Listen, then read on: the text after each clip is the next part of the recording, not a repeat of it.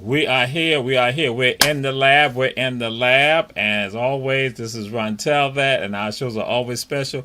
And we have some special guests, and they're all connected to a superhero. And guess what? All superheroes are not just in movies and on television shows and in comic books and all that. We have superheroes in real life, and so we got two people tied to the superheroes that we're going to be talking about today and celebrating right now. And guess what? May have some other people joining us also. And we got Sister Namika, better known as Mika El Kush.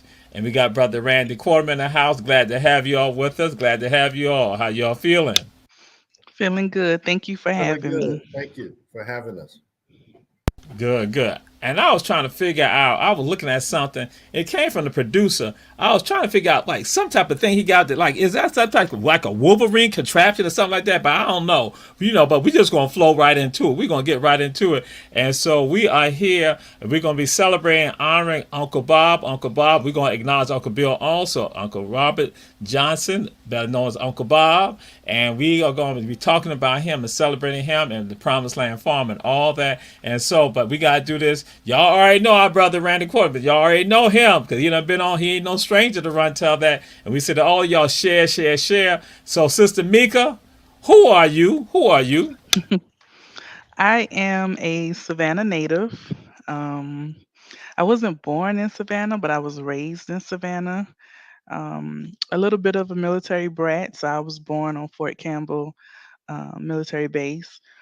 Grew up here, elementary school, middle school, high school. I'll save my high school for the end of the show, Jamal. And I went in the military, got married after I got out the military, had children. So I'm a typical citizen and native of Savannah. Currently don't live in Savannah, but Savannah's always home. It's going to always be home. Right, all right. Glad to have you. We got Brother Jazz in the house. Brother Jazz and I just together early, so he done made it to his destination. He probably broke the law going down 95, but I ain't gonna say nothing about that. He left out of Savannah, so he's there right now. And I'm just saying, he left after me, so I'm just gonna let y'all know I left right after 5 o'clock because I know better than that. But Man, so I ain't gonna say nothing, brother. How you feeling? I'm good. I'm good. I've been with you all day. What you talking about? I feel however you feel. We feel the same. I know you broke the law driving down 95, but anyway, we're gonna go on, Sister Mika. Sister Mika, so who your people? Who your people? Because black community, we ask people, who your people? Who your people? We already know a part of your people. Who your people? Well, Uncle Bob is my granddad. Um, Uncle Bill is my uncle. So, Miss Minnie, that's my grandmother. I'm trying to think who else. It's a lot of us. It's a lot of people. Um, East side, west side, Port Wentworth. We got a lot of people here. Got a lot of people here. Okay, so the last thing, because like I said, people know jazz also, so that's why we got throughout you. Come on, people to know who you are and stuff like that. And then we're just going to flow right into it. We got some things for y'all. So, who inspires you? What inspires you, Sister Mika? Honestly, who inspires me are my children. No matter what I'm going through, no matter how bleak things may look, uh, that little hug, that little smile, that laugh, that I love you, mommy, that keeps me going. That makes me look for a way when I don't see a way. Um, they are my inspiration. They are my drive. They keep me focused. Um, what inspires me, I would say, is love. I'm big on acts of kindness, just showing people love, no matter who they are, what they are, where they from. Love, and it doesn't take much to show someone love. I try to instill that in my children. We don't see race, we don't see creed, genders, whatever. We don't focus on that. Love is a driving force. That's what inspires me outside of my children. All right, and we're glad to have you. And so we talked about saying superheroes. That's what we're acknowledging today, superhero.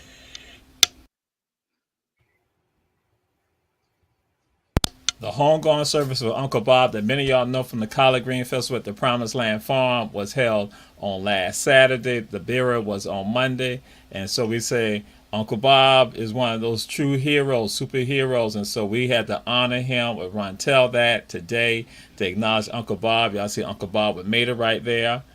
But normally what happens, we usually reserve a question at the very end. We at the very end, but we gotta do it in the beginning because we just gonna go ahead and get it out. Because I had said to her, I'm gonna let Randy and Jazz know. I told her I'm gonna have to mute her on some things. I know. So we're gonna throw it on out there, and then I'm gonna follow with Jazz on something. So Mika, Hmm. what is the best high school in Savannah, Chatham County, Georgia? What is the best high school? We want to hear you. We want to hear you say that. The best high school in Savannah, Georgia, Chatham County, would be Alfred Eli Beach High School. We knew you was gonna be disrespectful like that. We knew you were gonna be disrespectful. We knew that. So my brother Jazz, you and I were together today, and you met someone by the name of Thomas Ruffin. What did Thomas Ruffin say? What did Thomas Ruffin say when we were at the King Tisdale Cottage? He said, "Ain't nobody coming to see you, Otis." Oh boy! Is that what you asked? Is that what you said? Oh wow! It's like a conspiracy going on. Wow! Wow! I am stunned by this. Oh, Hey, good one, Jazz. Good one. That wasn't right. That wasn't right. Did I not? That wasn't the right answer. I wasn't even gonna bother Randy because I knew Randy already. See, Randy was teetering. That he loved what Mika just did. Okay, hold on for a second. Again, we celebrating Uncle Bob Johnson, and Uncle Bob had some vision. He had some vision, so I just gotta share this with y'all.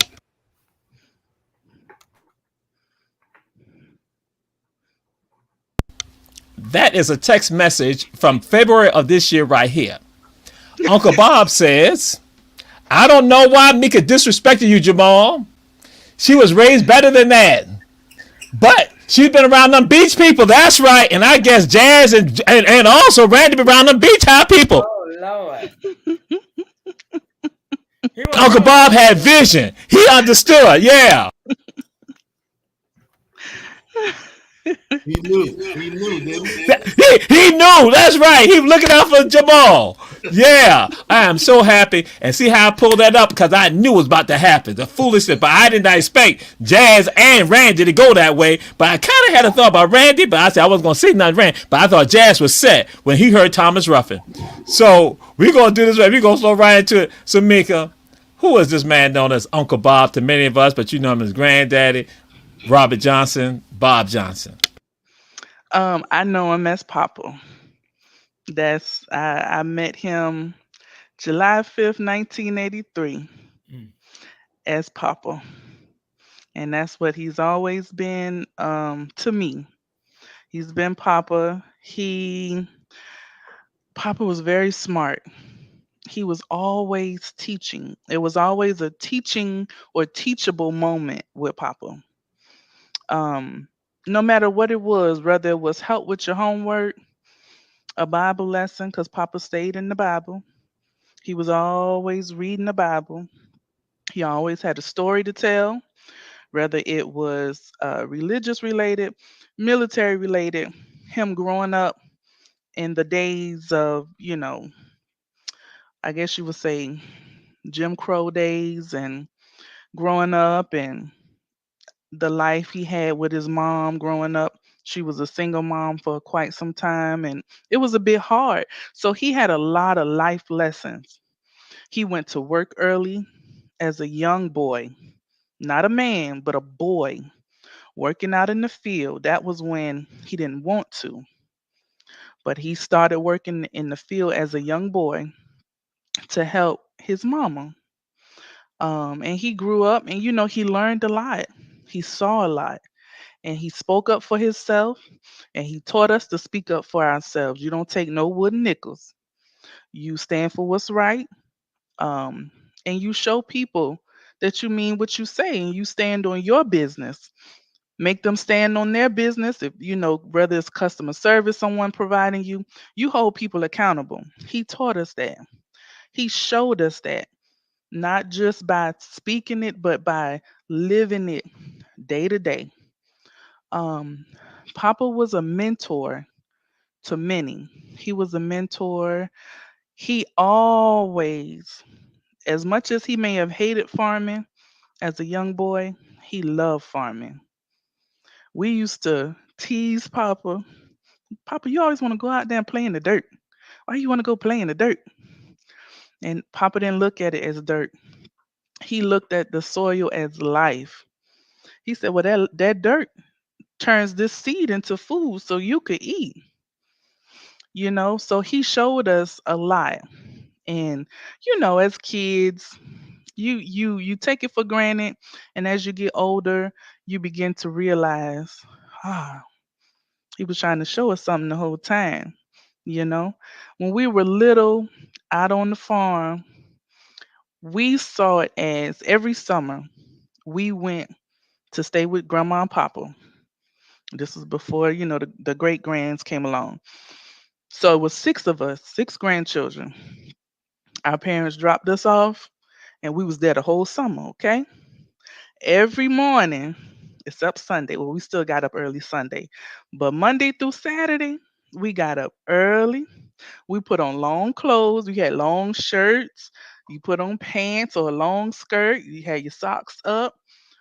We everybody had to have a little hat because it get real hot out there. And we went out there before day, and we would pick whatever it was, whether it was okra, whether it was corn. And Lord knows I hated picking corn because I hate grub worms. Um, Whatever it was, peas. We would be out there shelling peas. We'd be out there cutting up. We done got our behinds tore up from fighting each other in the field. Okay. We played dodgeball. Uh, right across the street, Uncle Bill house, we played basketball. Um, just good times. The Promised Land Farm and what Uncle Bill and Papa did, it brought our families together. Though no one family or two families are perfect, it brought our families together.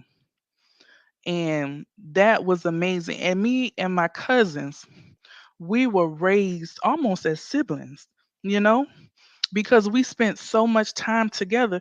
And grandma and papa, they were truly our second parents. You know what I mean? So we only know, grandma and papa. So this is new for us. It's just grandma now. You know, we always knew papa.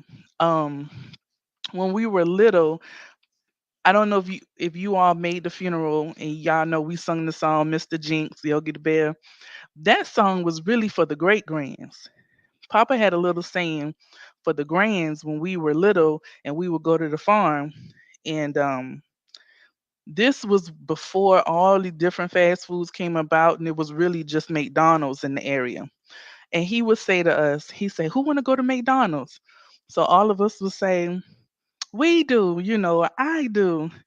And he'll say, "Not today." And we would say, "Oh." So that was our little thing with him. Papa always came up with a slogan or something, and that was just his way of connecting with us. You know, he always found a way to connect with people. This man loved talking. Do you hear me? Ooh, He loved talking, and he didn't see a stranger. Okay, everybody he met was a friend. Okay, and he had a conversation or a teachable moment for them if they would listen. So he was a person of many words, um, but his vision, he wanted to do so much with the farm. He wanted to do more than his body.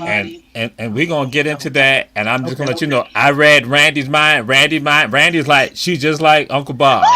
That was, I didn't say, like I said, I read Randy's mind. Yeah. Randy was like, I gotta get some stuff in before we go to a break. He sold out him and Jazz. You and Jazz, you okay, Randy? You and Jazz got about a minute and a half before we go to a break. So Randy, Uncle Bob, I'm just saying, it wasn't me, Mika. It was Randy. I read his mind. I got to probably read mine. Go ahead, Randy.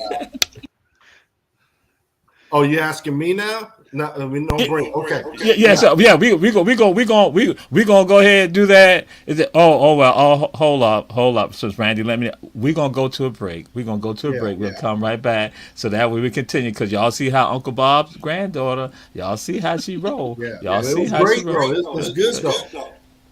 See how they look out for one another. See, That's they right. just try to handle people. Loving it. Celebrating life. That's right. Look at them, boy, because they all conspired against me.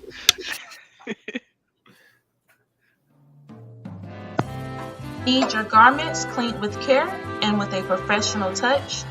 Then bring them to One Price Cleaners in Garden City at the Old Farmers Market on Highway 80. Service you can count on.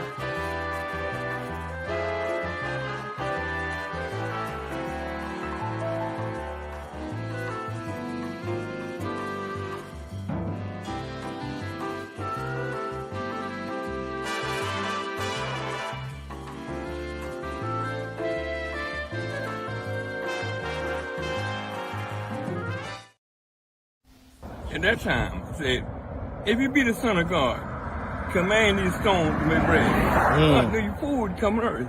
And God told him up straight front, man shall not live by bread alone, but every word that proceeds out of the mouth of God.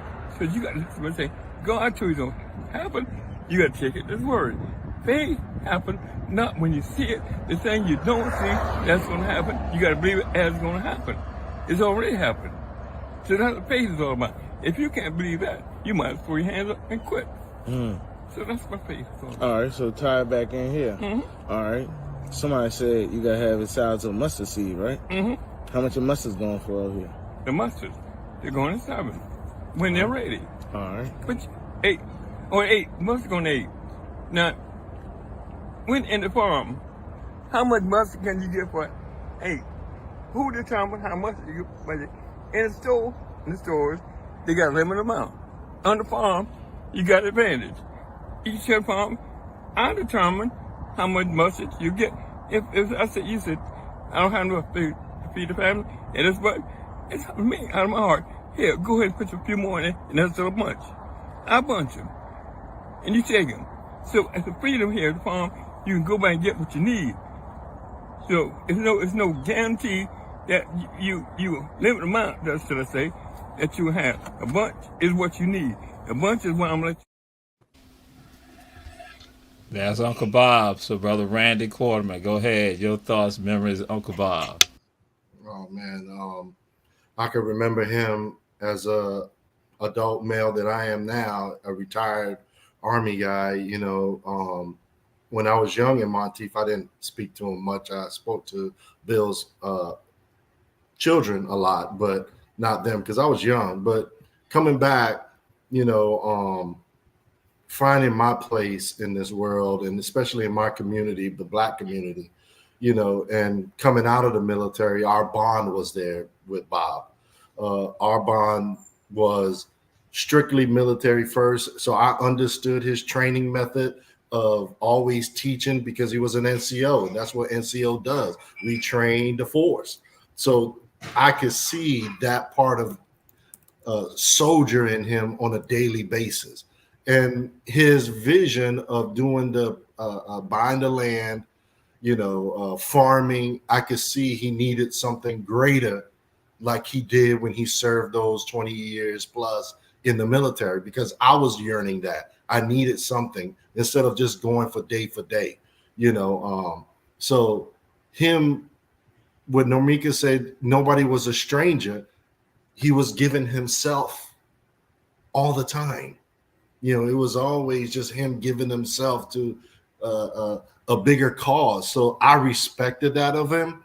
So when we came up with the Quarterman Keller Foundation, you know, the first thing on my mind when we said locally was, hey, let's give a grant to Promised Land because there was the pillars, especially being the one of the few black farms in Georgia, and probably the only one in Savannah at the time. And, you know, these are two elderly men that held on to their last, and one is still holding on. And I have to respect that strength of them out there in that heat every day. They could have easily been done, you know, straight away, but they looking to be the pillar of the community, always giving. So they are a prime example of what our ancestor was, right? And to lose him is a great loss, but we gained so much into his memory of being here. Mm-hmm.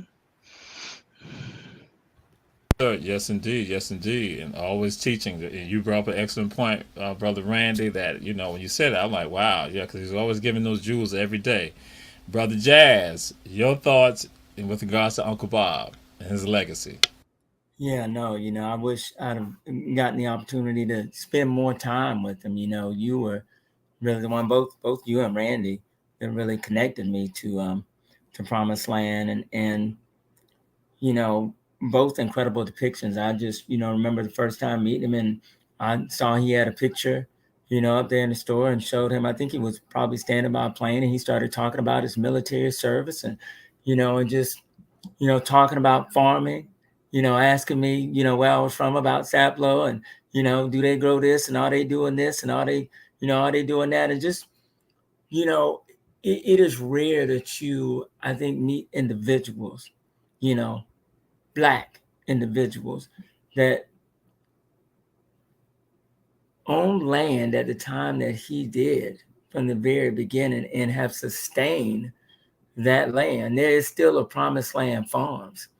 That is incredible to me, the legacy that he has left and the power that's in that in Promised Land. Is Promised Land for a reason. And those are the things that I think about when I think of, you know, who he is, the mark that he leaves, and the power and the impact that he has had, even for me, coming out there. I got about 4 shirts, mugs. I got everything out of there. Everything that was in my pocket that I could get, I got as a way to honor this man. That's how much of an impact that experience of being in dialogue and conversation with him has had on me. So. Absolutely. And then when we look at this, you look at what you're looking at. You're looking at Savannah. You're looking at Port Wentworth. You're looking at Sapelo. Looking at St. Simon. And that's why everyone checking out the show, like again, I say share. There's something magical happening right here. Something I'm saying magical, majestic, and divine. You go and get. You see Mika. You see Randy. You see Jazz. Right here. You look at those connections, those ties right there, and all of them on the same page. And so now that's why I can throw out you, Mika, because again. What does keep hope alive means? What does, when you hear keep hope alive, what does that mean to you? To me, it means don't stop. There's always a solution, whether it's the one you want or not. There's always a solution. Work through it. Keep pushing. Keep pushing. He would always tell me, because he know I've seen some dark days, and he would always tell me, he said, Pumpkin, I'm proud of you. He said, because you keep going. He said, I want you to keep pushing. He said, no matter how hard it is, keep pushing. And so I think for him, that's what keep hope alive means. Keep going. Don't stop. Don't let nothing deter you. Keep at it. Keep at it. It'll get better. Just keep at it. All right, Jazz. And again, because you bought 40 T-shirts, going back a T-shirt down there, he put around there, Keep Hope Alive. So, Jazz, when you hear and you see Keep Hope Alive, what's your thoughts with regard to that? Man, I see exactly what those words are. I think about the struggles that our ancestors, had all been through and still, will go through every day. And I think about, the management, of this, 31 acre, really legacy and dynasty. And you know what? When it helps inspire me when I see people that's struggling with that 1 acre, with that 2 acre, with those 5 acres. And I say, or just with a little piece of land. And I say, look, no, we gotta keep going. Because people like Uncle Bob, you said he kept going despite. He was still showing up. He was still present. He was always there to, just impart wisdom. And he so much reminds me of my own elders, right? When you come into a space and you might have come there to, to pick up some squash or some watermelon, whatever, some collards, whatever it is, but you came away with much more than that. And that's because you had the opportunity to be in the presence, of people like Uncle Bob. I think of people like Uncle Bob. I think of, people like Mr. Allen, on Saplo, or Miss Cornelia, some of these other folks, my own great grandmother, and just, that wisdom and that power and that drive that they had to have, and to think with everything that he probably went through, and still he's saying, yeah, you gotta keep hope. You gotta keep going. That's something. Not everybody got that in them. But yeah, that's what I think about. Absolutely. And so, Brother Randy, because you're intimately involved in it also with regards to keeping hope alive. And so when you hear that concept, Keep Hope Alive, and Uncle Bob's perspective about Keep Hope Alive, what's your thoughts with that? Yeah, I tag along with Nomika and Jazz, but I'm just going to add on the folklore he told about the 40 acres of the mule and Eldrick Steele, right, of Sherman marching past Promised Land, and the importance of that land being given, and him giving homage to that guy Steele, right? So we have to now embrace that and keep that story going, because he was doing that all the time. As soon as you step on the land, he's telling that story about how that land was even acquired and given, of that 40 acres in the mule, right? General Sherman coming through there on the March Battle of Monteith. So those are true stories that we need to keep alive, same as that hope of our reparation, right? Not just with funds. Of course, funds come with all of this, but just us rebuilding as a community.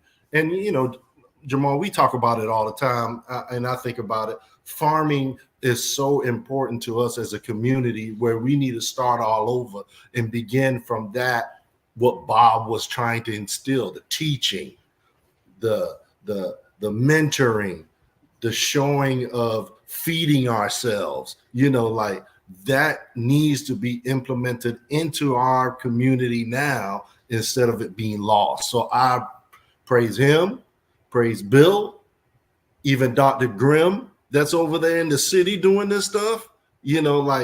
This has to happen. This legacy has to still live on.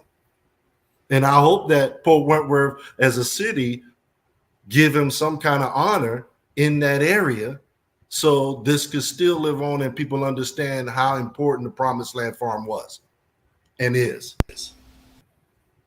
My brother, powerful statement by all three of you. Absolutely. Moving. And so it got me hit. Brother Rodney tuned in with us. Brother Tony Johnson tuned in with us. And so we got to do this right here, Uncle Bob. Promised Land Farms. What's today, Unc? Today is day before New Year's Eve. Then Saturday, Greenfield open. Come with your green. The gate is wide open. Gate is open. Gate is open. Come get your greens. Just like Motel 8. Come get your The light greens. is on. And that's it. Just like Motel 8. That's again legacy. And so you all were talking about that. And Randy, you went and threw it out there with regards to farming. Mickey, you talk about being out there. Jazz, you see that still on Sapelo today. All right. So I'm just going to throw it out there because, again, it's like so much. How do we get the next generation to now value that? How do we get the next generation to value that? I think we got to make sure that we honor, Uncle Bob and others, who are doing this work, the truly significant and impactful pioneers. We have to make sure that, we're not just talking about everyone in the city of Port Wentworth. We're talking about everyone in Savannah. We're talking about not just everybody in Sapelo. We're talking about everybody in Georgia. We're talking about everybody throughout the corridor needs to know his story, know his work, and know Promised Land Farms. That's how we keep that memory, his purpose, his work alive. And we continue that work ourselves. That's also how we do it.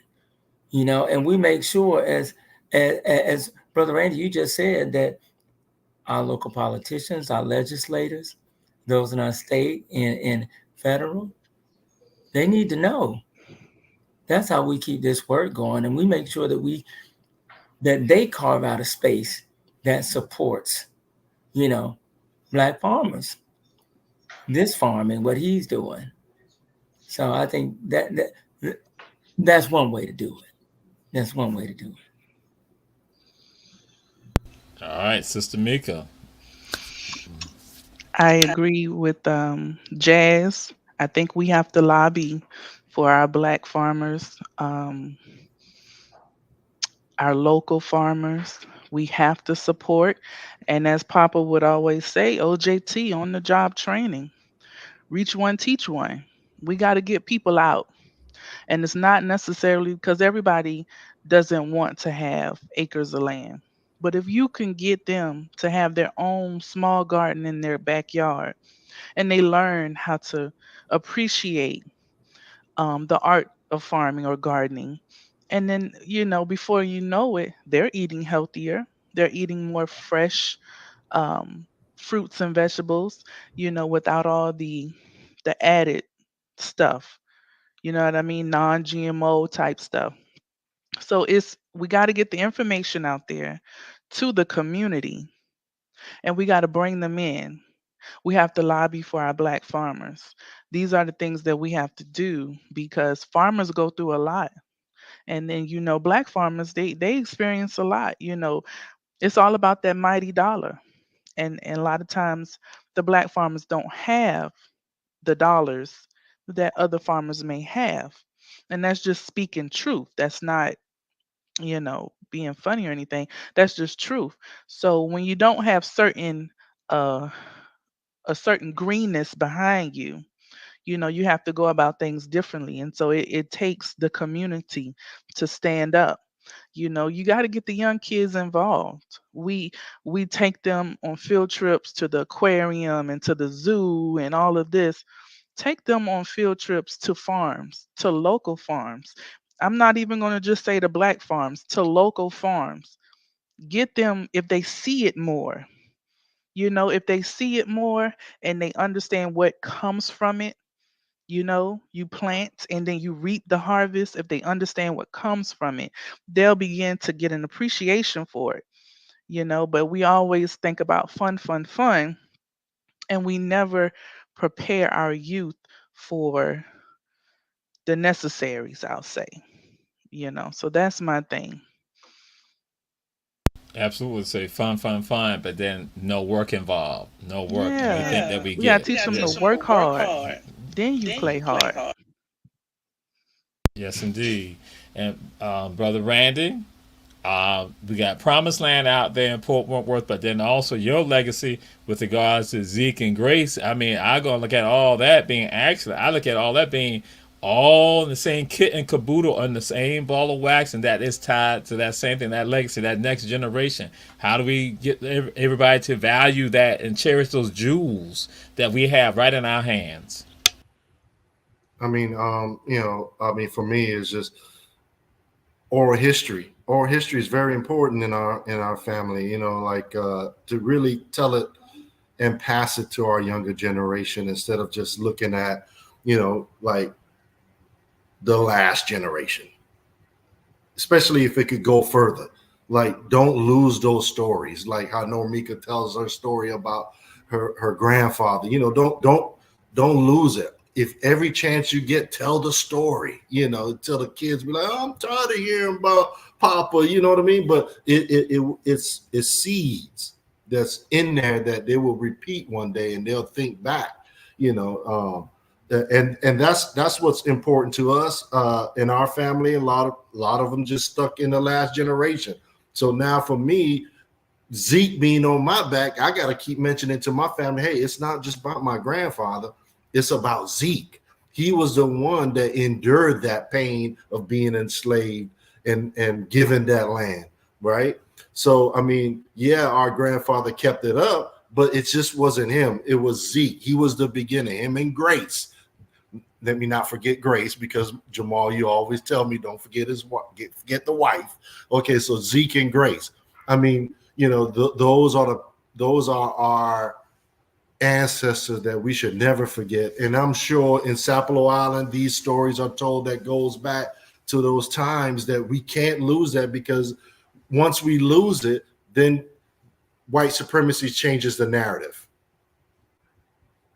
Right? So that's how we lose ourselves even more further than we somewhat lost now. But we got to just gain that part back. Yes, sir.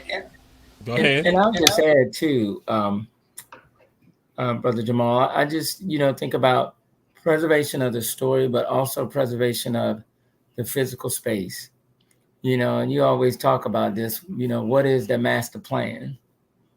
What is the plan? Because other folks, they definitely planning around you. They got plans for you. That's what we find out even dealing with Sapelo, right? They got plans for us. So, but what are our plans? And I think a part of preservation is, honoring Uncle Bob and having a plan in place for what will be the future, of the space. And that's so important, because, the first thing that happens, and all of us deal with this, when an elder passes, man, it's like vultures circling. They're circling overhead, and all kinds of interesting stuff starts happening. Your phone starts ringing. Stuff starts coming in your mailbox, from somebody. People start, checking down at the probate court to see what's going on over there, to see, well, who all the heirs and this and that. And so it's so important to have a plan for what will the future look like, and what does, preservation and honor, of Promised Land look like. Absolutely, absolutely. We're gonna go to another break. When we come back, we got Brother Jazz with us. We got Brother Randy. We got Sister Normika here. We are celebrating the life of a superhero. That's Uncle Bob Johnson, a Promised Land Farm. Again, the Collard Green Festival here in Uncle Bill. Uncle Bill's still with us, and again, another superhero right there. So we're gonna come right back. This is Run Tell That. We say share, share, share.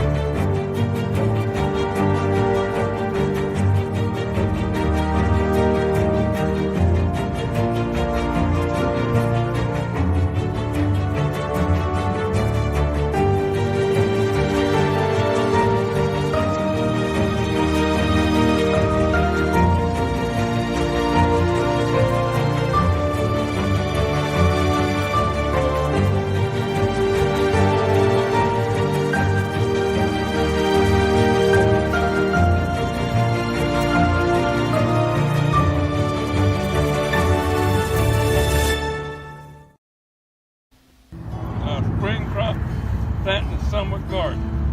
So the time you want to grow greens or whatever, you come out and plant that farm. You get the collard greens until they're all gone. So you gotta get it. Because he said, without faith, impossible. Please God. You will see everything you got to believe in. Mm-hmm. See it grow. We number walking soil. We number walking soul. Yes, I'm Robert Johnson. They call me Uncle Bob. And my brother, Willie Johnson, and the Promised Land.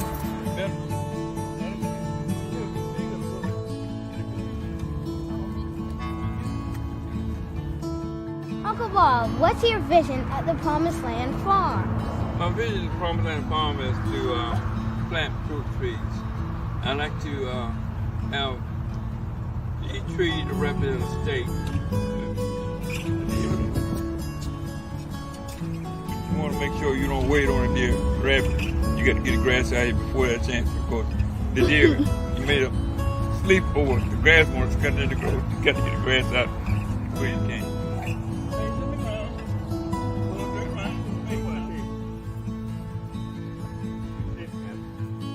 Narrow is yours. Yours with no strings attached. Next Monday, which is 28th, until any greens, all greens, you show up, you get the green free. Because age, all you have to do is come. Yes. How did you get started with planting your farm? And from Bob. So that's Uncle Bob. It's gonna probably get a little ugly right now for some of y'all. It's not gonna probably be pretty. It's not gonna be a happy little moment right now. Brother Rodney is checking out the show. Sister Sabrina gonna be probably checking it out later. But I'm gonna say this right here, and Greg might check it out later also. Uncle Bob let Greg, Rodney, and Sabrina plant whatever they want. Whatever they want to do, Uncle Bob let them plant whatever they want. I come out there, have my sheet, I have my stuff, what I'm planning on doing, I have my rows, all that. Uncle Bob didn't tell me, Mr. Jamal, you need to plant such so and so. Uncle Bob, I want to do this. Jamal, you need to plant such so. And Minnie just sit right there. He sit right there, and I had said publicly. Uncle Bob tell me what to plant all the time, but he don't never tell them. He don't mess with them like that. He just let them know. I understand that I'm just like, yeah. That's what Uncle Bob did to me. I'm just saying. I'm just putting it all out there. Rodney, Sabrina, Greg, whatever they want, plant whatever they want. I gotta do it. Whatever I plant, I still gotta plant what he tell me. Have me plant like 15 rows of peas. My peas burning up in the field. It got so many. I was like, oh my God. Then Uncle Bob gonna tell me I had planted watermelon. I tell Uncle Bob, I think the deers eat my watermelon. No, deers don't eat watermelon. Next year later, Uncle Bob said, deers eat watermelon. Uncle Bob, look at Minnie. He had told me. So yeah, that's one of my Uncle Bob's stories. So I just gotta share that. So, any thoughts about this man known as Uncle Bob that people want to share? And we go, Brother Randy. Oh man, whoever has those archives of Mr. Bob, man, that's some good stuff right there, man. Golly, that's some good archive videos of they have that they recorded and documented on him. Hey, whoever did that, kudos to you. You know, I'm sure there's a lot of educational stuff that'll live on through those videos. But Bob is the pillar of the community. We can't deny that. To Normika and your family, our condolences go with you and your family. I know this is a hard time for you, but we're with you. We all loved him as well, and that's so when Jamal was like, hey, do you want to come on? I was like, sure. You don't even have to ask twice because of what he meant to me as far as, just a neighbor down the street, but fellow veteran, You know, that Mhm. was our bond. He was a wartime veteran. I'm a wartime veteran, so we had many talks of how we dealt with that. You know, like so. Those was good times that I have and remember with Bob. Brother Josiah, because you came there, Brother Jazz. Yeah, you came and you said you're gonna get something. But I'm stop. Go ahead. Yeah, man. I for me again, just being in the presence of just his wisdom, listening to him speak about his, military career and talk about the farm, talk about him and his brother, and talk about how long they had it and just how much land they have and the work and just, just I guess I think of planting roots, planting seeds when I'm thinking of him, because that's what I feel like. I feel like this man planted some seeds in me, that I'm going to work on and make sure that I nurture and help to grow. So that's what I want to say that I remember and will keep with me in honor of him. And see, Jazz kind of fronting right now. I expected better of him because Jazz said, I'm going to buy one T-shirt. Then Uncle Bob said, no. Don't you think so-and-so need a T-shirt? Then Look. Uncle Bob said, no. Uncle Bob said, look, see the mugs over there? Get them mugs. I got three shirts, 4 mugs. I got about 6 keychains. I'm telling you, every time I got one, he said, well, I got this other size over here. I said, well, yeah, I'll go ahead and get that one too. But I'll go ahead and get it. Just emptying out my pockets. Nothing left. Nothing left. I had to go back and get change out the car. Nothing left. But I'm happy though. I'm happy. Mhm. Yes, it was worth every penny and more. Yes, indeed. And I was just watching. I was just looking from afar. I'm like, okay. That's right. That's right. You were there. So before we let Mika go, and share her account, I gotta do this right here. I gotta do this right here, and also add another Uncle Bob element. It's not gonna be all about Uncle Bob element. All under your nose. Eat that crow. So y'all see what's going on? Uncle Bob out here right now, Promised Land. He boiling corn right here. He boiling the corn from Promised Land. He boiling right now. Right in the pot. Okay. All right. So yeah. So we're back. Promised Land corn right here. Uncle Bob, he boiling corn. Flossie right here. So they're doing. So yeah. You see the watermelon, all that right there. Promised Land corn. Now, I'm gonna throw this up here. One of the things too, Uncle Bob tried to get me involved in stuff, dispute with him and Aunt Minnie. I just be in there like looking like, okay. And then the last one, him and Flossie got into because Uncle Bob had wanted to burn the field. Flossie said, you ain't gonna burn no field. Uncle Bob said, I'm gonna burn the field. Flossie said, no, it's not. You're gonna burn this place down. I know what I'm doing, Flossie. I'm like, okay. Jamal, should he be burning the field? I'm just looking at Flossie like, okay. Because he like told Greg to go mow the stuff, till the stuff down. I'm like, looking like, I'm trying not to get in that. Even though Uncle Bob had ran over my sweet peas stuff, but I ain't say nothing. I just stand there, look. So again, Mika, go ahead. A good memory that I have, Papa taught me how to drive. And I was getting ready to go in the military. And he said, Pumpkin, he said, let's go for a ride. So we went for a ride. We and I think I don't know if this was when they were staying on 40th Street. I think this is when they were staying on 40th Street. And we started off on I-16. And we ended up on the Talmadge Bridge. Now, mind you, I just got my license, okay?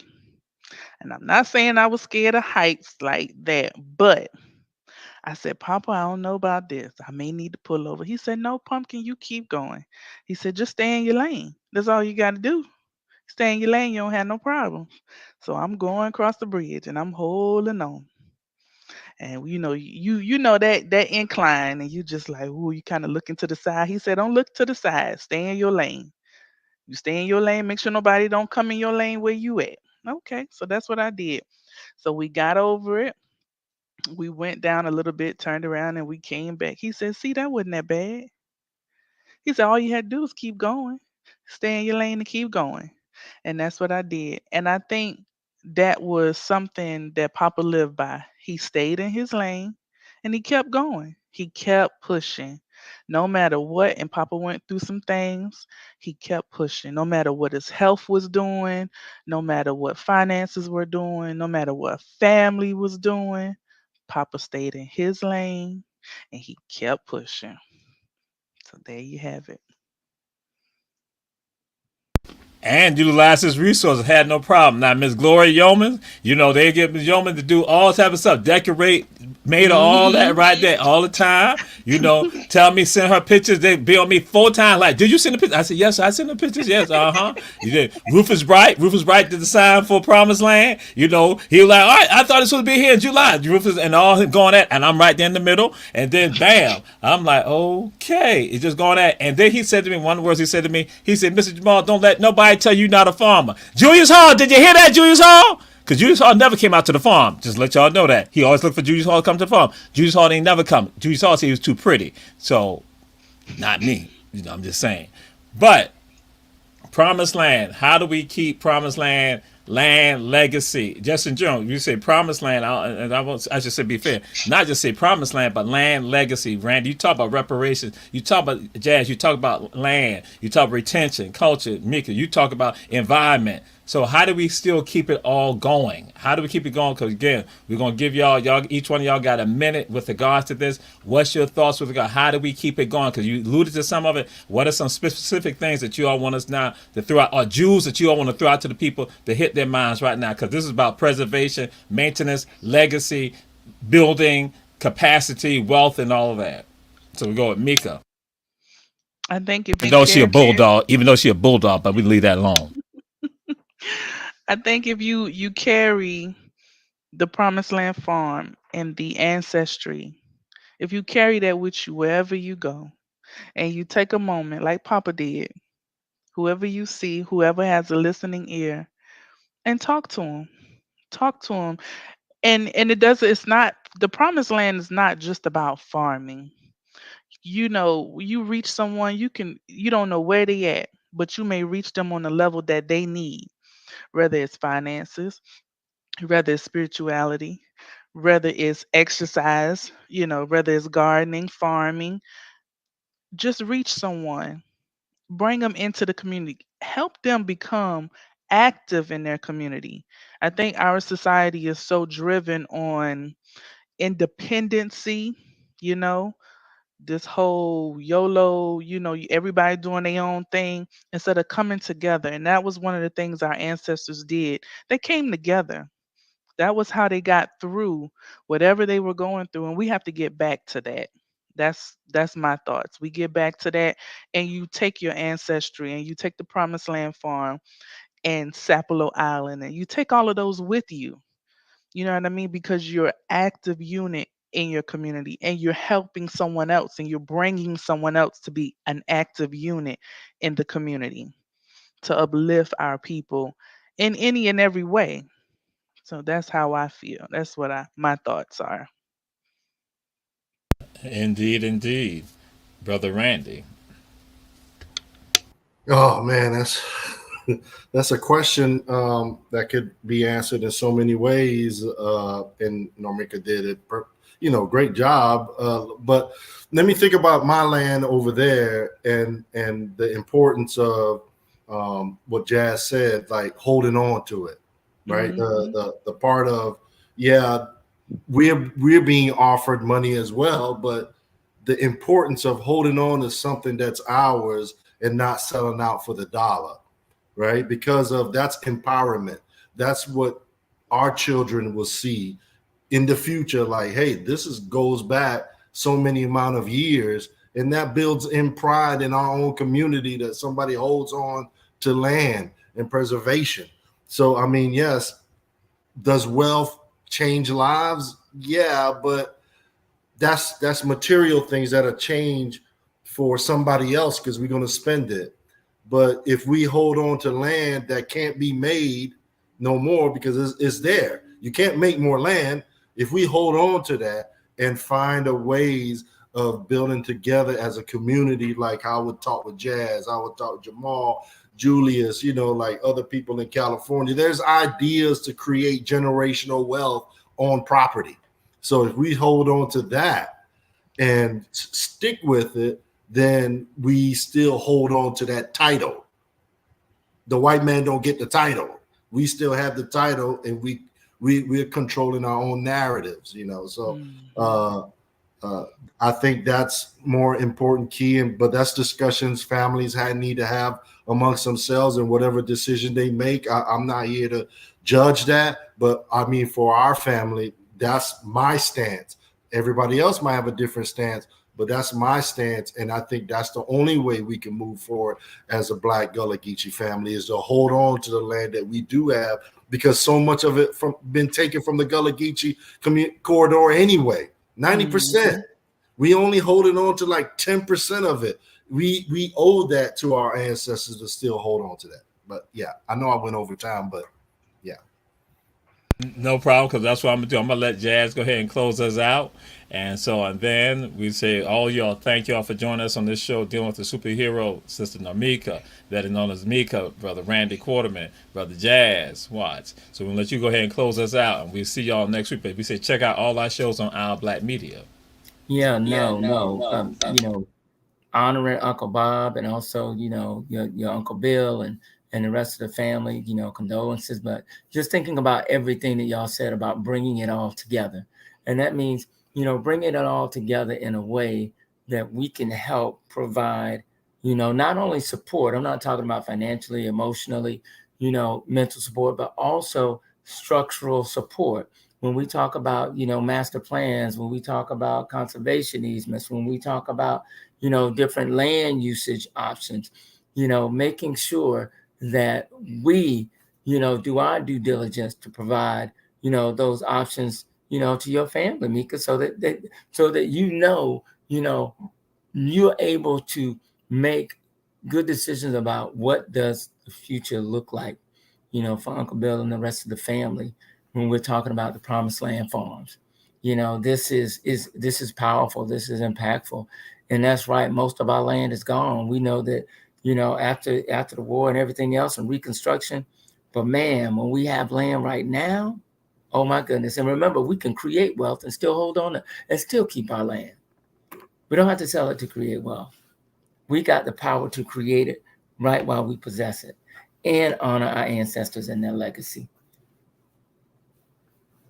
And you've heard the word from three great people, Sister Namika, Brother Randy, Brother Jazz. We say check us out on all the shows on Our Black Media, and understand that, again, Mika was wrong. Herschel V. Jenkins High School, Jazz knows better than that, and Randy knows better than that. I need to mute them. We're getting out right now. We're signing out right now. We's gone.